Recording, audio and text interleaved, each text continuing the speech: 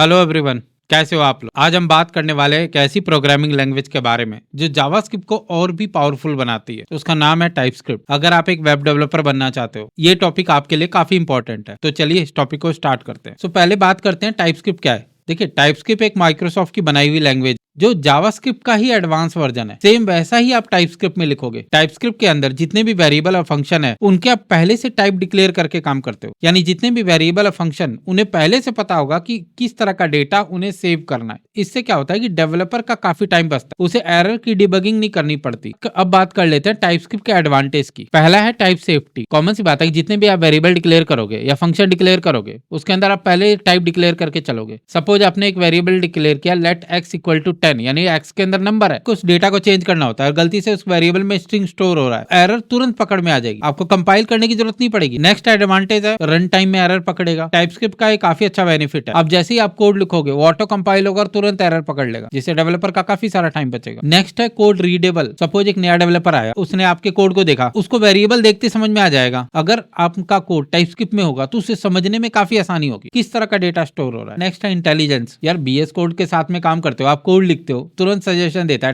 यानी कॉमन सी बात है वीएस कोड टाइपस्क्रिप्ट के साथ भी कंपैटिबल है। नेक्स्ट ऑब्जेक्ट ओरिएंटेड प्रोग्रामिंग का सपोर्ट। आप जरूरी थोड़ी वेरिएबल और फंक्शन का ही टाइप डिक्लेयर कर सकते हो, क्लास, इंटरफेस, ऑब्जेक्ट, इन सब चीजों को भी तो वैलिडेट किया जा सकता है। अगर मैं एक एडवांटेज की और बात करूं तो बड़े प्रोजेक्ट के लिए टाइपस्क्रिप्ट काफी अच्छी है। सपोज मैंने एक जगह चेंज किया और कहीं और एरर आ गई, अगर जावास्क्रिप्ट में कोड लिखा होगा ना, मुझे डीबग करना पड़ेगा, क्या करेगा, तुरंत रन टाइम पे पकड़ लेगा। सबसे इंपॉर्टेंट पॉइंट है रीफैक्टरिंग। चलो मैं इसको समझाता हूँ। देखिए, कभी कभार क्या होता है, आप एक लॉजिक बनाते हो, ये फंक्शन का नाम आपने सही से नहीं रखा है या वेरिएबल का नाम सही से नहीं रखा है। टाइपस्क्रिप्ट के अंदर उसे रीफैक्टर करना बहुत आसान है। आपने एक वेरिएबल का नाम चेंज कर दिया, जितनी जगह आपने यूज किया होगा ना उतने पेजेस में एरर ओपन हो जाएगी, जिसे आपको चेंज करना काफी आसान हो जाएगा। डेवलपर 2 मिनट में पकड़ लेगा, पर जावास्क्रिप्ट में नहीं पकड़ पाएगा। और ये सबसे ज्यादा इंपॉर्टेंट पॉइंट है, रीफैक्टरिंग काफी आसान है। ये तो हो गया एडवांटेज के बारे में। अब बात कर लेते हैं सिलेबस के बारे में। टाइपस्क्रिप्ट पढ़ने के लिए आपको किस तरीके से पढ़ना। तो पहला टॉपिक है इन्वायरमेंट सेट। देखिए, इन्वायरमेंट सेटअप जरूरी है। पहले आपको उस प्रोजेक्ट में टाइपस्क्रिप्ट को इंस्टॉल करना पड़ेगा, उसके इन्वायरमेंट को सेटअप करना पड़ेगा। तो उसके लिए आपको टॉपिक कवर करने हैं। पहले तो आपको पढ़ना है कि टाइपस्क्रिप्ट क्या है, उसमें कौन सा एनपीएम इंस्टॉल होगा।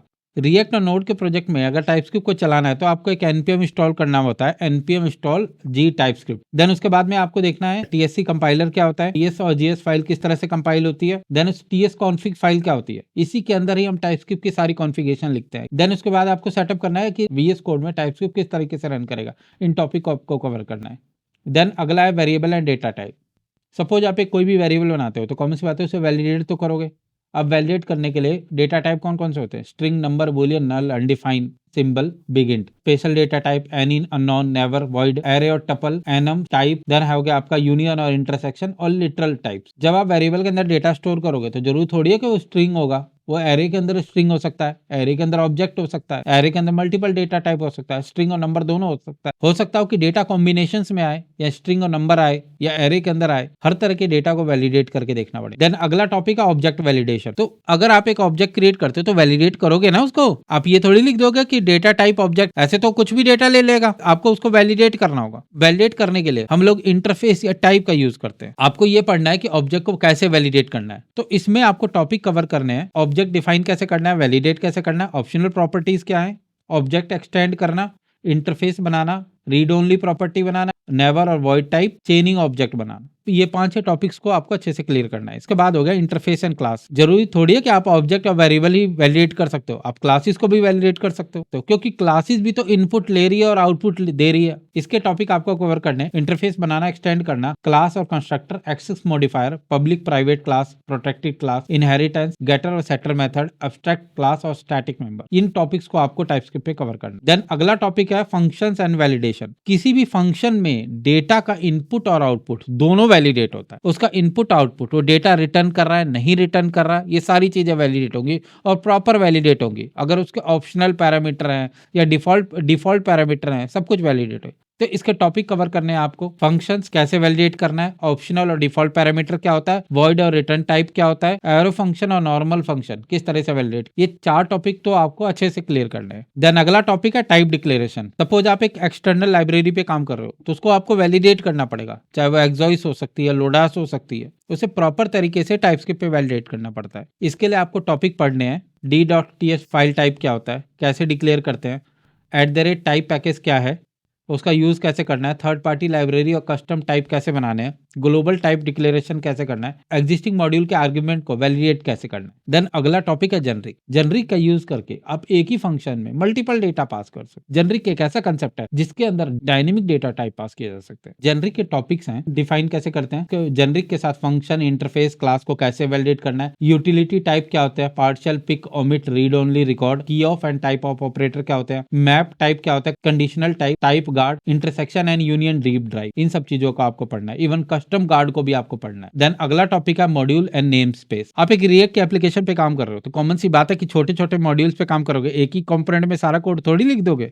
छोटे छोटे मॉड्यूल में ब्रेक करोगे ना, हर एक मॉड्यूल वैलिडेट होंगे। इसके टॉपिक देख लेते हैं, import and export, default and name export, type only और नेम स्पेस। इन टॉपिक्स को आपको कवर करना है। अब बात कर लेते हैं रिएक्ट के साथ में टाइपस्क्रिप्ट के साथ कैसे काम करना है। सबसे इंपॉर्टेंट है कंपोनेंट पे काम करना। जितने भी कंपोनेंट है वो वैलिडेट होने चाहिए, वो सारे के सारे टाइपस्क्रिप्ट के अंदर होने चाहिए। जैसे हम फंक्शनल कंपोनेंट पे काम करते हैं तो react.fc, अगर उसके अंदर प्रॉप्स है तो react.props with children, ये सब चीजें लिखते हैं ना, ये सारी चीजें लिखते हैं। तो जितने भी कंपोनेंट है वो सारे वैलिडेट होने चाहिए। कंपोनेंट प्रॉपर वैलिडेट होंगे तो एरर आने के चांसेस कम से कम होंगे। कंपोनेंट जो भी प्रॉप्स ले रहे हैं वो सारे वैलिडेट होने चाहिए।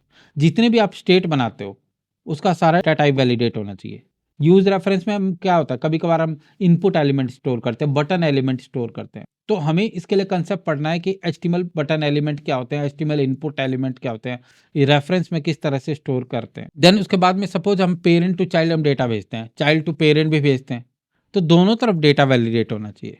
हम चाइल्ड टू पेरेंट फंक्शन भी भेजते हैं तो फंक्शन भी वैलिडेट होना चाहिए। कई बार डेटा हमें कॉन्टेक्स्ट एपीआई में भेजना पड़ता है, वो भी वैलिडेट होगा। जेनरिक कंपोनेंट को भी वैलिडेट करना पड़ेगा। और जितने भी फॉर्म्स और इवेंट्स बना रहे हो वो सारी चीजें वैलिडेट होंगी। इसके टॉपिक को एक बार देख लेते हैं। Functional component validation, props and state validation, use state, use reference, use reducer, hook validation, उनके टाइप वैलिडेट करना, forms and event validation, react component validation, context API and custom hook validation, node के साथ में काम करना। Node के application के साथ में अगर आप टाइपस्क्रिप्ट यूज करते हो तो बहुत अच्छा है। और रिक्वेस्ट और रिस्पांस के बीच में एरर आ जाते हैं, टाइपस्क्रिप्ट उसे तुरंत पकड़ लेगा और उसकी हम लॉग फाइल भी क्रिएट कर सकते हैं। इसमें आपको टॉपिक कवर करने हैं, रिक्वेस्ट, रिस्पांस और मिडलवेयर मॉडल्स और उसके इंटरफेसेस बनाना, कंट्रोलर और सर्विस वैलिडेट करना, रिक्वेस्ट हैंडलर और नेक्स्ट फंक्शन वैलिडेट करना, इन्वायरमेंट्स को वैलिडेट करना। इन सब टॉपिक्स पे आपको नोड के साथ में काम करना है। देन अगला टॉपिक है टेस्टिंग। सपोज आप एक टेस्टिंग फ्रेमवर्क पे काम कर रहे हो, जेस्ट, एंजाइम, किसी भी फ्रेमवर्क पे काम कर रहे हो, रिएक्ट के साथ में टेस्टिंग फ्रेमवर्क यूज कर रहे हो तो वैलिडेट तो करोगे ना। सेम आपको जेस्ट में भी बनाना पड़ेगा। मैं टेस्ट केसेस को क्यों वैलिडेट करूंगा। सपोज आपने एक कंपोनेंट बनाया और उस कंपोनेंट में किसी प्रॉप्स को आपको हटाना पड़ गया और टेस्ट केसेस में अभी भी प्रॉप्स रखा हुआ है, वैलिडेट नहीं करोगे तो इश्यूज आएंगे। मॉक डेटा को भी वैलिडेट करना है। इसके टॉपिक देख लेते हैं। पहला तो हो गया स्नैपशॉट टेस्टिंग, इवेंट टेस्टिंग, जेस्ट के साथ उसकी कॉन्फ़िगरेशन कैसे करनी है, रिएक्ट कंपोनेंट किस तरीके से वैलिडेट करने हैं। अगर आप रिएक्ट के साथ में काम कर रहे हो टाइपस्क्रिप्ट के साथ में तो जेस्ट के साथ में भी आप टाइपस्क्रिप्ट का यूज करो। एक नेक्स्ट टॉपिक है टाइप वैलिडेशन। जिस तरीके से हम इंटरफेस से ऑब्जेक्ट को वैलिडेट करते हैं उसी तरीके से हम टाइप से भी वैलिडेट कर सकते हैं। टाइप का ही बेनिफिट है कि सिर्फ ऑब्जेक्ट ही नहीं, हम एरे या प्रिमिटिव डेटा टाइप इनको भी वैलिडेट करते हैं। टाइप के वैलिडेशन को भी पढ़ना है। अब लास्ट टॉपिक है बिल्ड, कंपाइल एंड डिप्लॉयमेंट। इसके टॉपिक जो आपको पढ़ने हैं, tsconfig.json कैसे कॉन्फ़िगर करनी है, आउटपुट डायरेक्टरी और सोर्स मैच पे कैसे काम करना है, ts नोड, नोडमोन और tsc वॉच, इन टॉपिक्स को आपको कवर करना है। ट्रांसलेशन स्क्रिप्ट पे काम करना है जिसमें ES5 ES6 में हम कोड को कन्वर्ट करते हैं। एंड उसके बाद लिंटिंग और टाइप चेकिंग टूल। ये तो हो गया सिलेबस के बारे में। अब हम बात करते हैं कि हमें पढ़ना कैसे है। अगर आप पढ़ने बैठोगे कि टाइपस्क्रिप्ट क्या है, उसके अंदर कौन कौन से टाइप है, तो बहुत आसान लगेगा। तो आपको ऐसा लगेगा कि बहुत इजी है तो मैं 2 दिन में ही पढ़ लूंगा। अगर आपको उसके चैलेंज को फेस करना है तो आपको एक बड़े प्रोजेक्ट पे काम करना पड़ेगा, एक कॉम्प्लेक्स प्रोजेक्ट जिसके अंदर डेटा का इनपुट और आउटपुट मल्टीपल कंपोनेंट्स में ज्यादा से ज्यादा हो और कंपोनेंट में कोड स्प्लिटिंग सबसे ज्यादा हो। ऐसे केस में क्या होगा कि आपको डेटा ट्रांसफर करने में या डेटा को वैलिडेट करने में बहुत सारे चैलेंज आएंगे। अगर आप उस चैलेंज को फेस करोगे ना तब आप टाइपस्क्रिप्ट को अच्छे से कर पाओगे। अगर ऐसे चैलेंज आते हैं तो उसको रिजॉल्व करने के लिए नेवर, एनी, अननोन, इन सब चीजों का बिल्कुल यूज नहीं करना है और डेटा के मल्टीपल कॉम्बिनेशंस पे काम करना है। तो ये था मेरा आज का वीडियो। उम्मीद है आपको ये पसंद आया होगा। मिलते हैं नेक्स्ट वीडियो में, तब तक के लिए goodbye and take care.